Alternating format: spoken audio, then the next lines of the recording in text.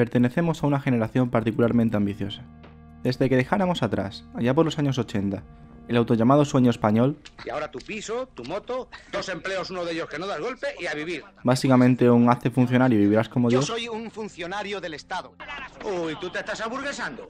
por el posimperialista American Dream, darlo todo por tu idea pase lo que pase, el mundo entero sufrió una revolución con la llegada y explosión de Internet.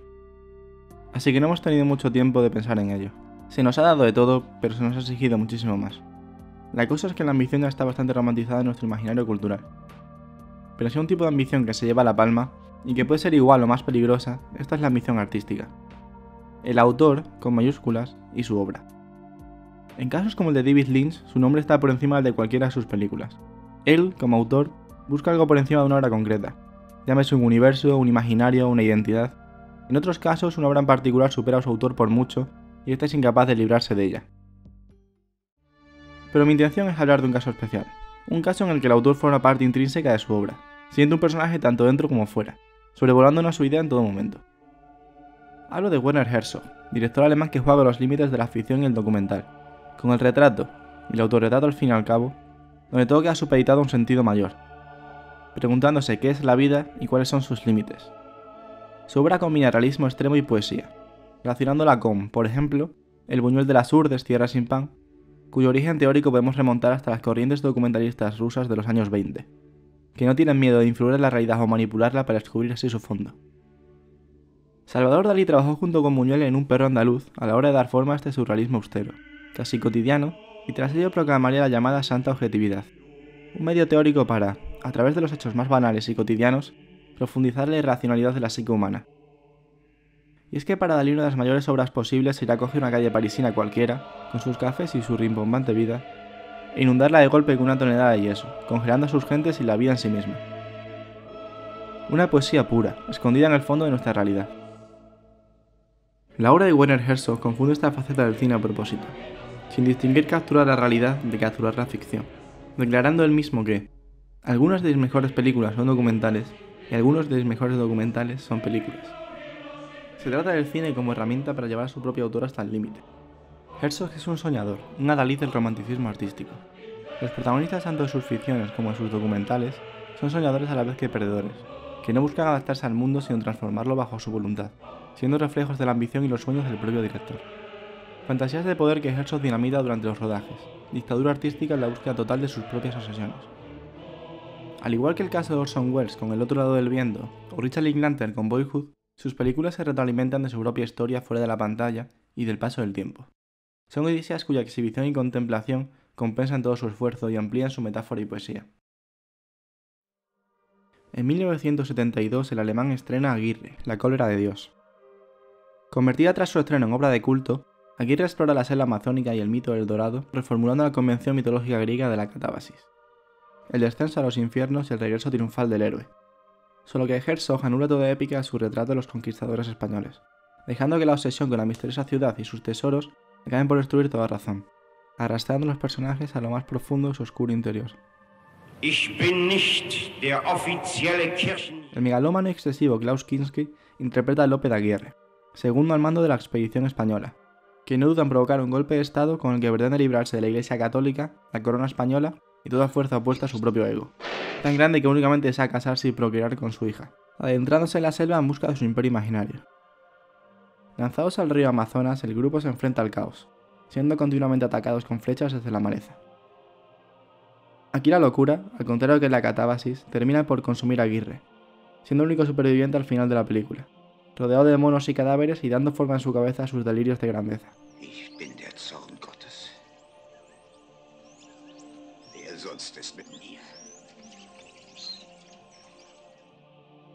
El rodaje de Aguirre, La cólera de Dios, con un presupuesto muy escaso y un estilo mínimo, buscaba justamente acercar al equipo las necesidades mentales de sus personajes, teniendo que escalar, cargar y navegar por ellos mismos.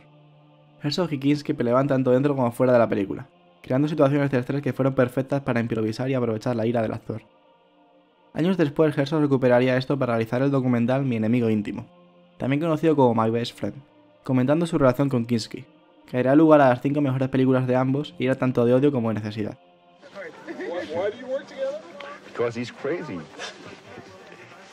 And so I am, that's fine. Tan al límite llevó Herzog su deseo de dar forma a la película que no veía ningún futuro si esta no se terminaba. Nein, ich fahre jetzt und ich sagte ihm, ich habe ein Gewehr, zwar nicht hier. Würde höchstens die nächste Flussbiegung erreichen. Und da würde 8 Kugeln durch den Kopf haben. Und die 9. wäre für mich. Esta película y su malsana atmósfera influencian enormemente a Francis Ford Coppola a la hora de hacer Apocalypse Now. En ocasiones muy literalmente.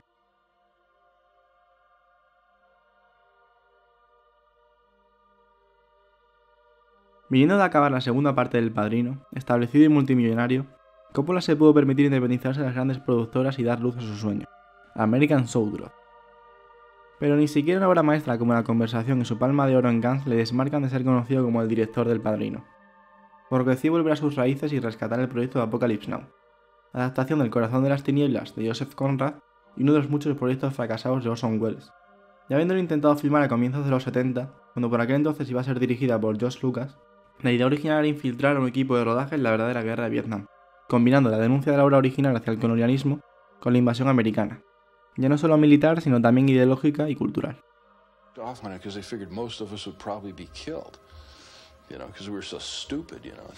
En este nuevo intento, con todos los medios disponibles y confiado estar al nivel de su amado Orson Welles, Coppola descompone la novela de Conrad y da forma a su propio descenso a los infiernos, traspasando la crítica subyacente del conflicto hasta nuevos extremos.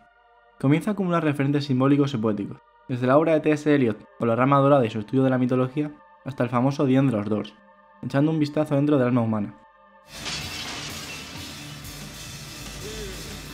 Combina la perdición y la obsesión que pudiera tener Lope de Aguirre con la naturaleza cíclica de la mitología pagana y la guerra, muerte y resurrección, y que representa a Kurtz como dios que debe ser sacrificado, chocando contra el inimitable descenso de Willard.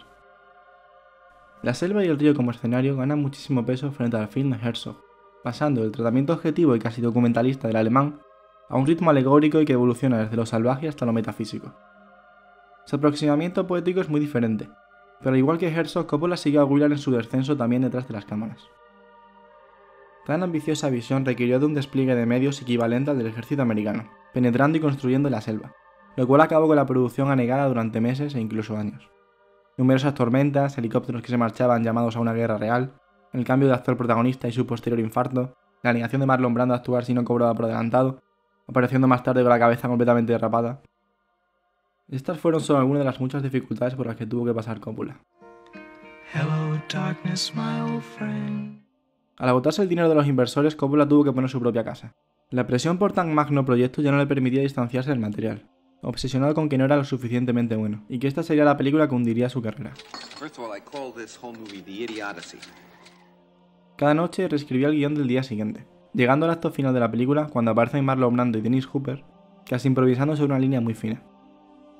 Brando, que ni siquiera leyó el guión, agotaba los días de su contrato con frases filosóficas y referencias poéticas. My film is not a movie. My film is not about Vietnam. It is Vietnam. It's what it was really like. It was crazy. We were in the jungle. On était au jungle. There were too many of us. On était de trop dans l'équipe. We had access to too much money. On avait accès à trop d'argent. Too much equipment. Trop d'équipement. And little by little we went insane. Et peu à peu, on est devenu fou. Coppola sufrió en sus carnes la obsesión que quería relatar con el viaje de Willard, la necesidad de un final. Hoy en día conocido como uno de los rodajes más desastrosos de la historia, prolongándose durante casi 3 años, Apocalypse Now le valió a Coppola otro triunfo en Cannes, siendo actualmente reconocida como una de las mejores películas de la historia. Todo este duro proceso fue documentado en Hearts of Darkness, el cual sigue la pesadilla de Coppola y nos muestra una faceta oscura y obsesiva que sirve de doble cara de la moneda para la película de ficción. Con la desquiciada furia de un perro que ha hincado los dientes en la pierna de un ciervo ya muerto y tira al animal caído hasta el extremo de que el cazador abandona todo intento de calmarlo, se apoderó de mí una visión. La imagen de un enorme barco de vapor en una montaña. I live my life, I end my life with this project. Tras leer la historia de un empresario del caucho peruano llamado Carlos Fitzcarrald, quien hizo subir un barco a través del istmo que lleva su propio nombre, Para así alcanzar un río paralelo y conseguir más beneficios en su ruta comercial, Herzog se sintió inspirado en lograr una hazaña semejante. Una hazaña tan ridículamente complicada que le hizo pensar que nadie en la historia estaría dispuesto a repetirla. Herzog emprende el rodaje y se autodenomina conquistador de lo inútil. Nombre que pondría a su diario durante la producción y el cual arranca precisamente en la casa de Coppola, quien se la prestó durante la escritura del guión.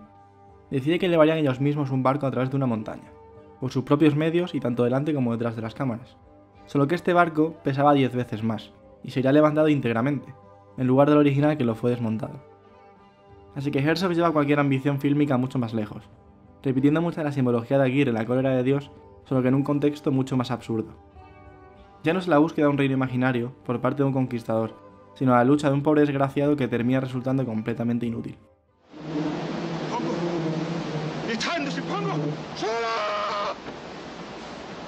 Para estos personajes, el viaje es unidireccional. El río como metáfora de la línea recta, del más y más, de la obsesión y también de la necesidad por ver cumplidos sus sueños. La fina línea de cordura y razón desvaneciéndose en medio del caos. En Apocalypse Now, salir del barco significa enfrentarse cara a cara con la locura. And to me, that was the essence of the whole film in Vietnam, was the look in that tiger's eyes, the madness. Like, it didn't matter what you wanted, there was no reality anymore. If that tiger wanted you, you were his. Never get out of the boat. Absolutely goddamn right. Para Fitzcarraldo, en cambio, supone conquistar un sueño. En su cabeza no se concibe dar marcha atrás. La fuerza que les atrae hasta el final del camino emana de ellos mismos. Consciente de la importancia de lo que se estaba haciendo, Herzog pide al documentalista Les Blanc grabar todo el proyecto. Les Blanc, quien ya hiciera Werner Herzog eats his shoe, Werner Herzog se come su zapato, el resultado de una mala apuesta por parte del alemán, es testigo directo de este montón de sueños, componiendo un documental que, como ya hiciera Hearts of Darkness con Apocalypse Now, no solo completa el círculo de retroalimentación del artista con su obra, sino que la supera al llevar toda esta ambición y obsesión a la pura realidad. Fitzcarraldo y Herzog eran uno mismo. Casi habiendo completado la mitad de su rodaje, la estrella principal, Jason Robards, cae enfermo y no puede regresar a la selva, por lo que los inversores paralizan el rodaje, que debería iniciarse desde cero. Herzog incluso se determina a protagonizar la película él mismo, pero Klaus Kinski termina aceptando la propuesta. Siendo su cuarta película juntos, Herzog está asustado. Todo le retrotrae al rodaje de Aguirre y las malas experiencias en la selva. Por si fuera poco, Mick Jagger, quien interpretaba en un principio al ayudante de Fitzcarraldo, se cae del plan de rodaje de las nuevas escenas, teniendo Herzog que hacer malabarismos para mantener la financiación sin la estrella. Con Fitzcarraldo, los espectadores no esperamos únicamente que sus personajes venzan a la montaña, sino que Herzog se convierte a sí mismo junto al equipo de la producción en el alma del visionado. Observamos cómo han conseguido este hito y lo celebramos por su veracidad. Es por ello que su final, donde el barco termina a merced de los rápidos y regresa destrozado, no es una derrota. Fitzcarraldo emerge victorioso del desastre. Herzog lo consigue. Ese concierto de ópera en la selva es una victoria para el arte y para el ser humano. Ese animal conquistador de lo inútil.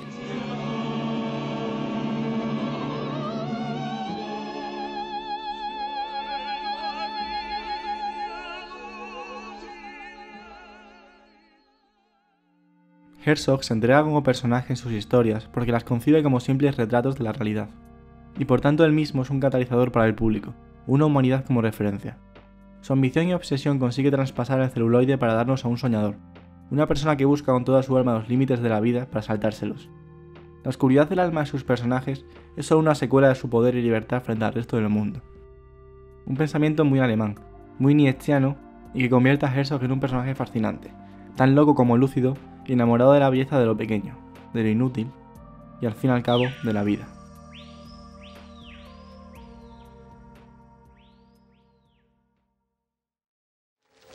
The river, sleepless, crowded with memories of men and ships, hunters for gold and pursuers of fame. What greatness has not flowed on the ebb of that river into the mystery of an unknown earth? The dreams of men, the seed of commonwealths, the germs of empires.